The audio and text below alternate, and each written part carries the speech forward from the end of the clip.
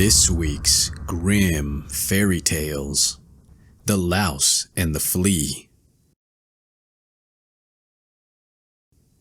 A louse and a flea kept house together and were brewing beer in an eggshell. Then the little louse fell in and burnt herself. On this, the little flea began to scream loudly. Then said the little room door, "Little flea, why art thou screaming?" "Because the louse has burnt herself." Then the little door began to creak. On this, a little broom in the corner said, "Why art thou creaking, little door? Have I not reason to creak?" "The little louse has burnt herself, the little flea is weeping." So the little broom began to sweep frantically. Then a little cart passed by and said, "Why art thou sweeping, little broom?" "Have I not reason to sweep?" "The little louse has burnt herself, the little flea is weeping, the little door is creaking." So the little cart said, "Then I will run," and began to run wildly. Then said the ash heap by which it ran, "Why art thou running so, little cart?" "Have I not reason to run?" "The little louse has burnt herself, the little flea is weeping, the little door is creaking, the little broom is sweeping." The ash heap said, "Then I will burn furiously," and began to burn in clear flames. A little tree stood near the ash heap and said, "Ash heap, why art thou burning?" "Have I not reason to burn?" "The little louse has burnt herself, the little flea is weeping, the little door is creaking, the little broom is sweeping, the little cart is running." The little tree said, "Then I will shake myself," and began to shake herself so that all her leaves fell off. A girl who came up with her water pitcher saw that and said, "Little tree, why art thou shaking thyself?" "Have I not reason to shake myself?" "The little louse has burnt herself, the little flea is weeping, the little door is creaking, the little broom is sweeping, the little cart is running, the little ash heap is burning." On this, the girl said, "Then I will break my little water pitcher." and she broke her little water pitcher. Then said the little spring from which ran the water, "Girl, why art thou breaking thy water jug?" "Have I not reason to break my water jug?"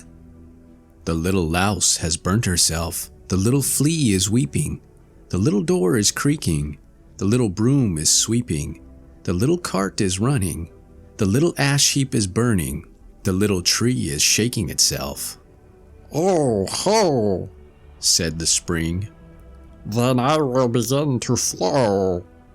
and began to flow violently, and in the water everything was drowned. The girl, the little tree, the little ash heap, the little cart, the broom, the little door, the little flea, the little louse, all together. The Wolf and the 7 Little Kids.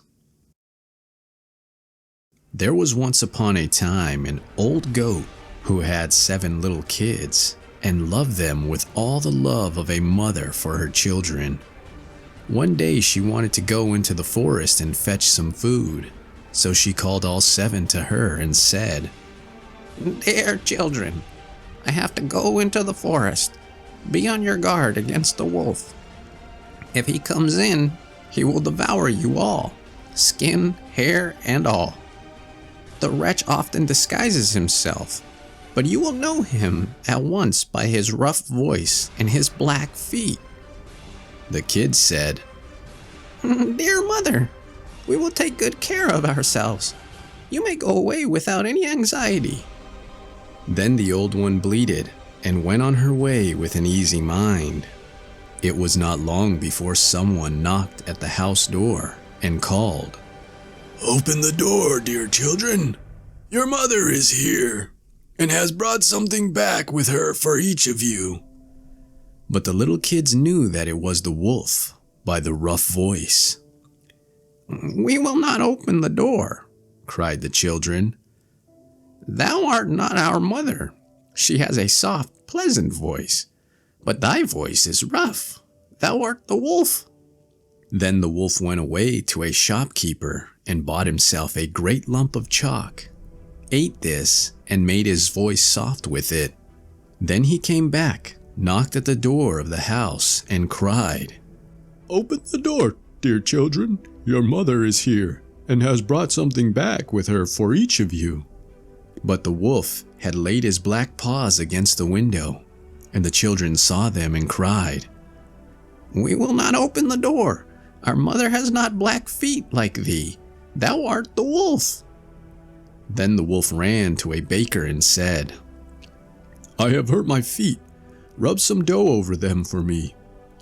And when the baker had rubbed his feet over, he ran to the miller and said, "Strew some white meal over my feet for me." The miller thought to himself, "The wolf wants to deceive someone," and refused.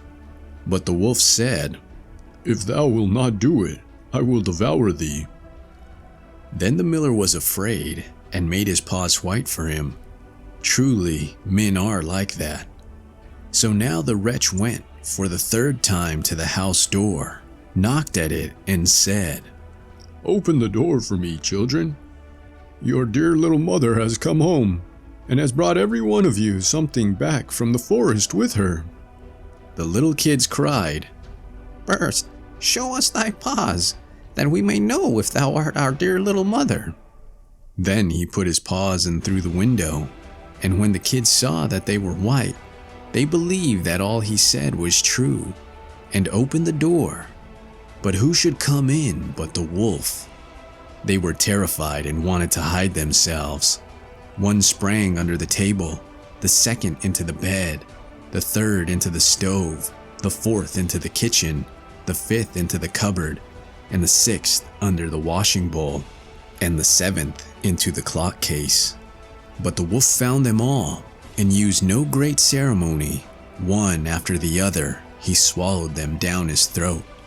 The youngest, who was in the clock case, was the only one he did not find. When the wolf had satisfied his appetite, he took himself off, laid himself down under a tree in the green meadow outside, and began to sleep. Soon afterwards, the old goat came home again from the forest. Ah, what a sight she saw there! The house door stood wide open. The table, chairs, and benches were thrown down. The washing bowl lay broken to pieces, and the quilts and pillows were pulled off the bed. She sought her children, but they were nowhere to be found. She called them one after another by name, but no one answered. At last, when she came to the youngest, a soft voice cried, "Dear mother, I am in the clock case." She took the kid out, and it told her that the wolf had come and had eaten all the others. Then you may imagine how she wept over her poor children. At length, in her grief, she went out, and the youngest kid ran with her. When they came to the meadow, there lay the wolf by the tree, and snored so loud that the branches shook. She looked at him on every side and saw that something was moving and struggling in his gorged belly. "Ah, heavens," said she. "Is it possible that my poor children, whom he has swallowed down for his supper, can be still alive?" Then the kid had to run home and fetch scissors and a needle and thread, and the goat cut open the monster's stomach, and hardly had she made one cut, then one little kid thrust its head out, and when she cut farther, all six sprang out one after another, and were all still alive and had suffered no injury whatever, for in his greediness the monster had swallowed them down whole. What rejoicing there was! They embraced their dear mother and jumped like a tailor at his wedding. The mother, however, said, "Now go and look for some big stones, and we will fill the wicked beast's stomach with them while he is still asleep." Then the 7 kids dragged the stones thither with all speed and put as many of them into his stomach as they could get in. And the mother sewed him up again in the greatest haste, so that he was not aware of anything and never once stirred. When the wolf at length had had his sleep out, he got on his legs, and as the stones in his stomach made him very thirsty, he wanted to go to a well to drink. But when he began to walk and move about, the stones in his stomach knocked against each other and rattled. Then he cried, "What rumbles and tumbles against my poor bones? I thought 'twas 6 kids, but it's not but big stones."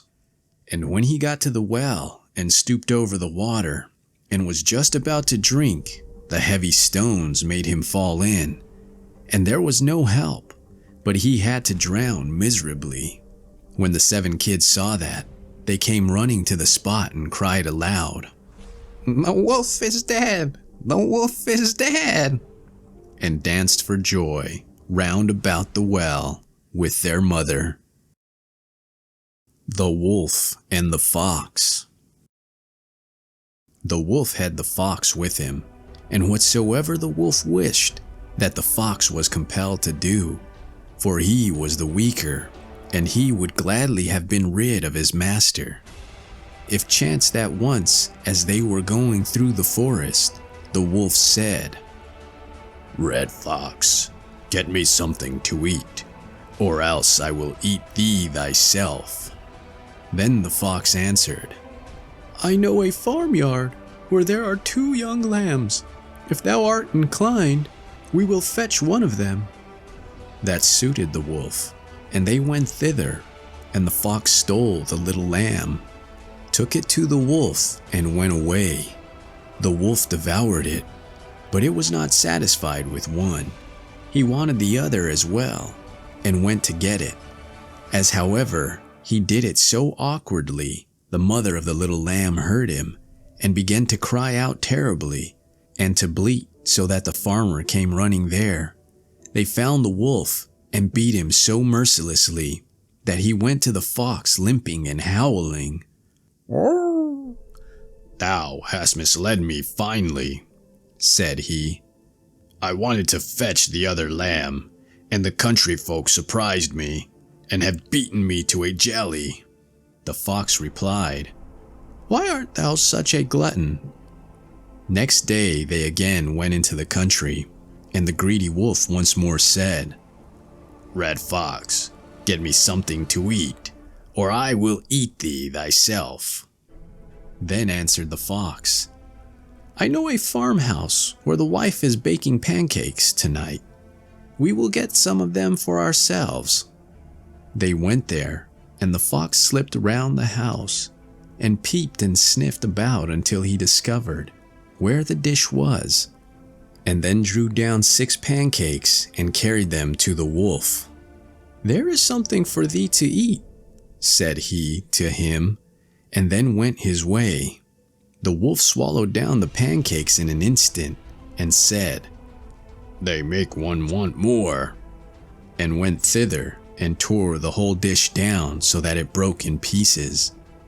This made such a great noise that the woman came out, and when she saw the wolf, she called the people, who hurried there, and beat him as long as their sticks would hold together, till with 2 lame legs, and howling loudly, he got back to the fox in the forest.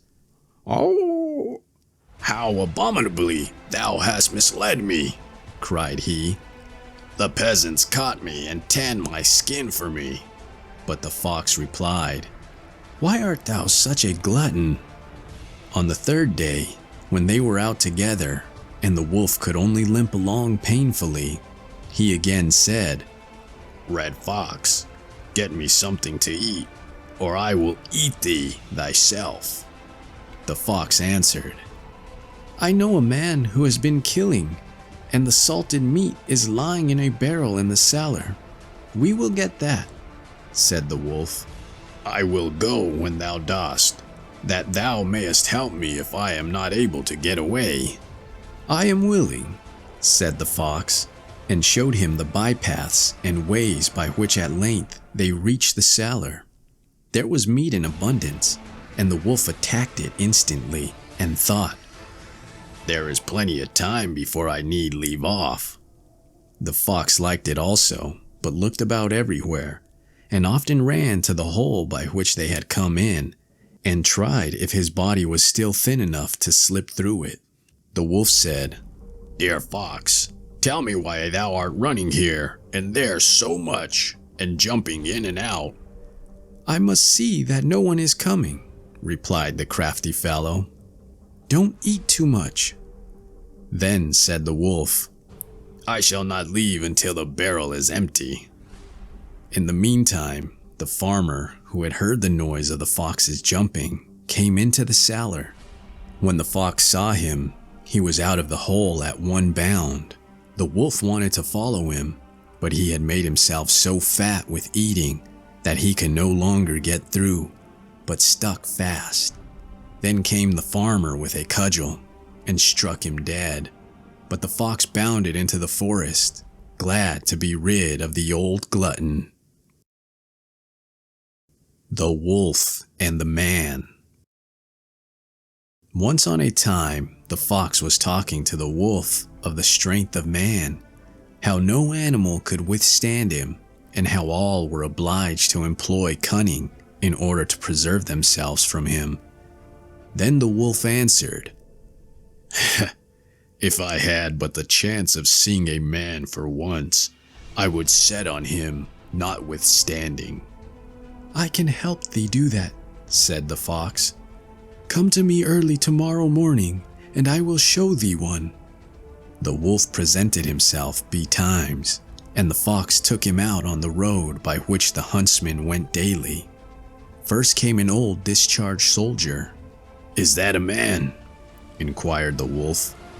"No," answered the fox. "That was one." Afterwards came a little boy who was going to school. "Is that a man?" "No, that is going to be one." At length came a hunter with his double-barreled gun at his back and a hanger by his side. Said the fox to the wolf, "Look, there comes a man. Thou must attack him, but I will take myself off to my hole." The wolf then rushed on the man. When the huntsman saw him, he said, "It is a pity that I have not loaded with a bullet," aimed and fired his small shot in his face. The wolf pulled a very wry face, but did not let himself be frightened, and attacked him again, on which the huntsman gave him the second barrel. The wolf swallowed his pain and rushed on the huntsman, but he drew out his bright hanger and gave him a few cuts with it right and left, so that bleeding everywhere, he ran howling back to the fox. "Well, brother wolf," said the fox, "how hast thou got on with man?" "Ah," replied the wolf, "I never imagined the strength of man to be what it is. First he took a stick from his shoulder and blew into it, and then something flew into my face which tickled me terribly. Then he breathed once more into the stick, and it flew into my nose like lightning and hail. When I was quite close, he drew a white rib out of his side, and he beat me so with it that I was all but left lying dead." "See, what a braggart thou art," said the fox. "Thou throwest thy hatchet so far that thou canst not fetch it back again."